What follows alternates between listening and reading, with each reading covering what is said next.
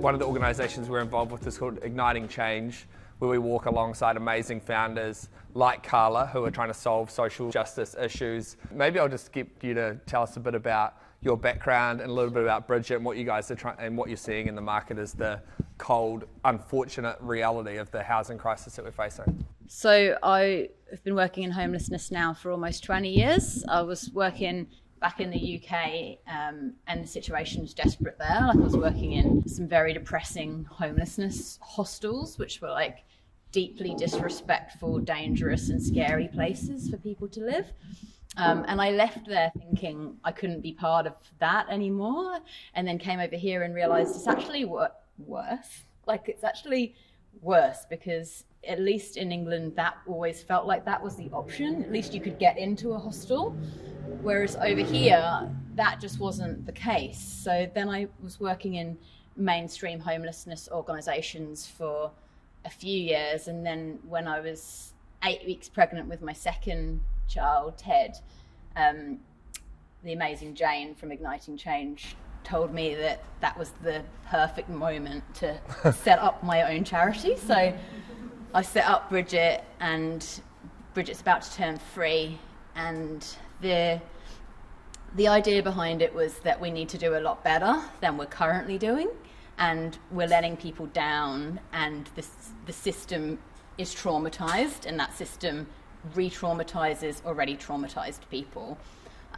So we wanted to create something really special, which we did, and it's called the Cocoon, and it's this beautiful building that's in St Kilda.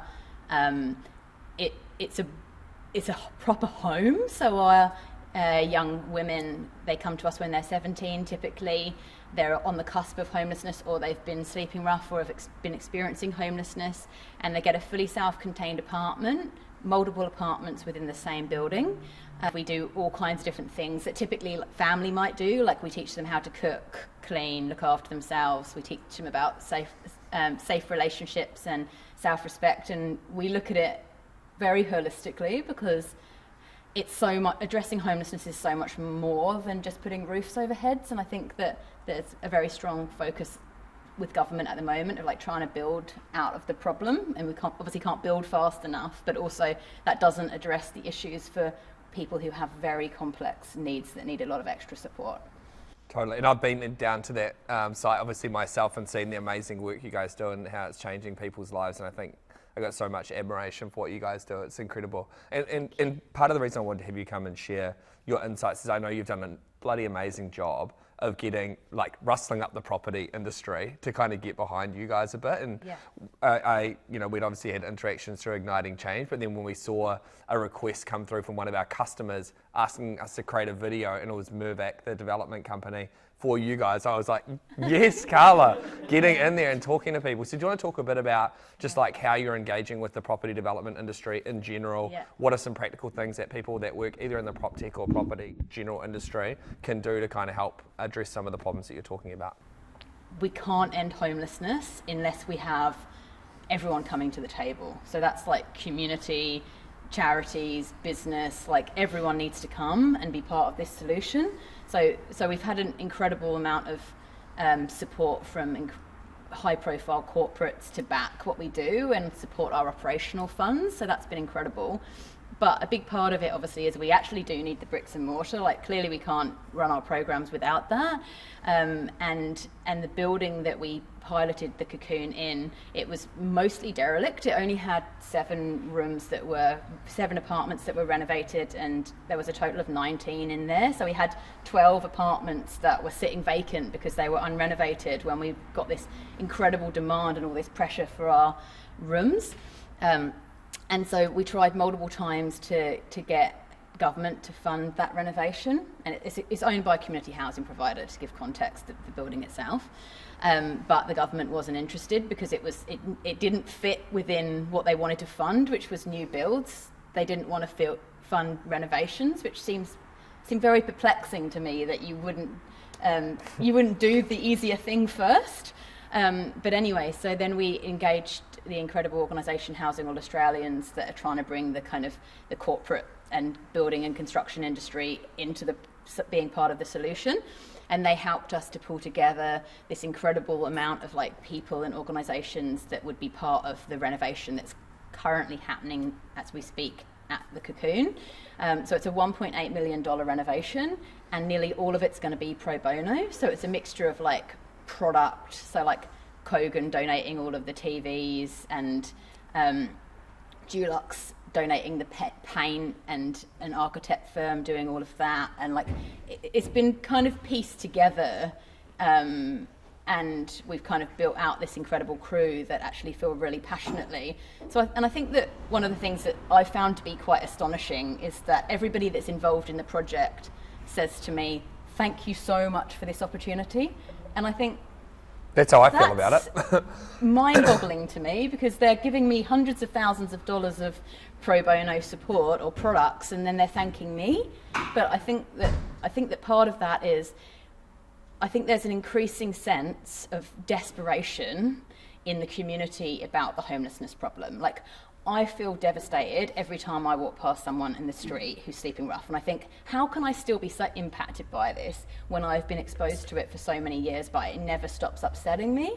So I kind of feel like maybe actually there's a strong sense of that too, and that people actually want to be able to bring what they can bring to the table. So I'd say, like, we haven't solved the total puzzle yet at the Cocoon. We've still got like gaps in pro bono support. Predominantly labour is the biggest issue. I think that's probably across the board at the moment, but like sparkies and plumbers and that kind of stuff, like we're still struggling to fill some gaps. So I'd say if you know people, or you have an interest, or your company fits with that, if you can jump on our website, and hopefully you can email out some details, but Bridget's website, and just make contact with us, or make contact directly with Mirvac to find out how you can get involved.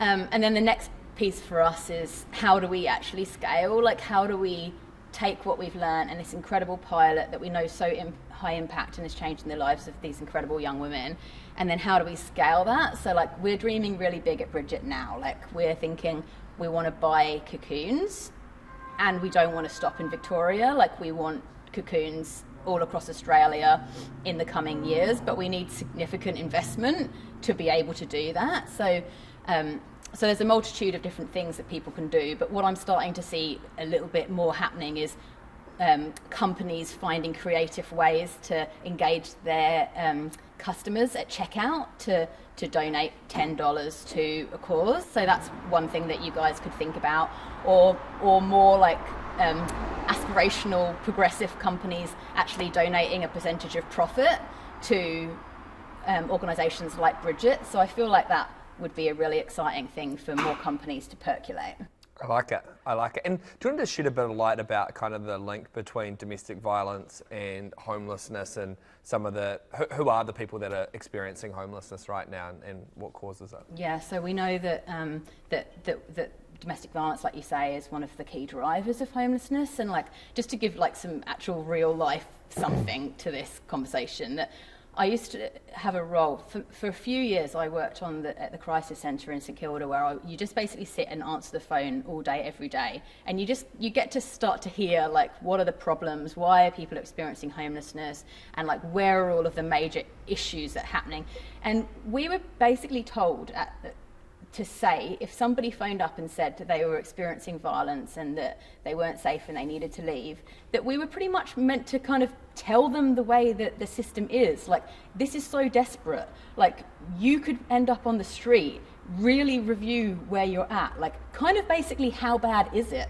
Like, and how deeply unaligned that is with how I feel like it should be, that we should be supporting women to leave, but actually, because there's nowhere for them to go to, often they're forced to stay in those situations. And when they do choose to leave, if they don't have like the social capital, so like the resources or the people around them to keep them safe or give them somewhere to live, then often they can go into more violent relationships, or like might have to couch surf, or might be sexually exploited, or like all these kinds of other things that might happen.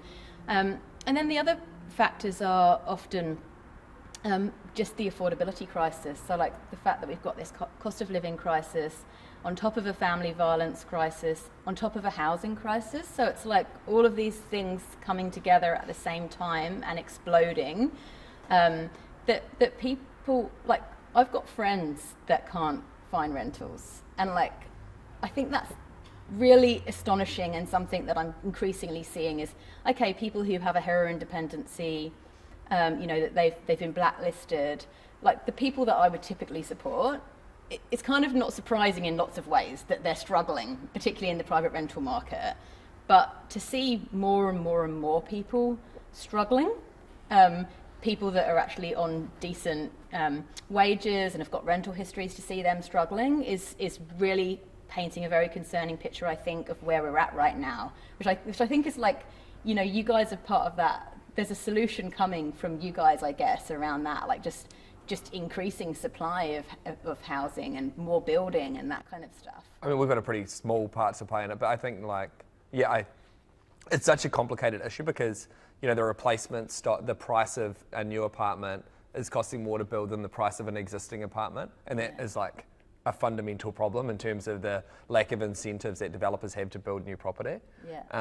And you know, we've kind of, unfortunately, the state governments have made it increasingly, and not to just like Sam be the government, but it's like there are things that they could be doing right now in relation to unlocking some of the properties of the land that can be used for development. But I think that's the issue, is that I don't think any one company can really solve this problem. And it's actually about collaboration and about people trying to work together, both in terms of the not-for-profit sector, the technology sector, the property development, finance, et cetera, And I think that's kind of why we're thinking about running more of these types of events, is to try to bring people that like may not have heard about Bridget before and understand what you're trying to do, people from the venture community, people from the development market, people like all these different people have each got a kind of unique role to play in the broader ecosystem, because like we kind of, no one can do it by themselves. I totally agree with that. My favourite phrase at the moment is radical collaboration. I feel like that just paints a picture of what we need, like that we need to come together and everything needs to be on the table. Like how deeply can we collaborate? Like to the point where we feel like we're part of the same organisations. Like what can be done really tangibly to make a positive difference now? I know you're making a positive difference now, and we're so grateful that you kind of took the time.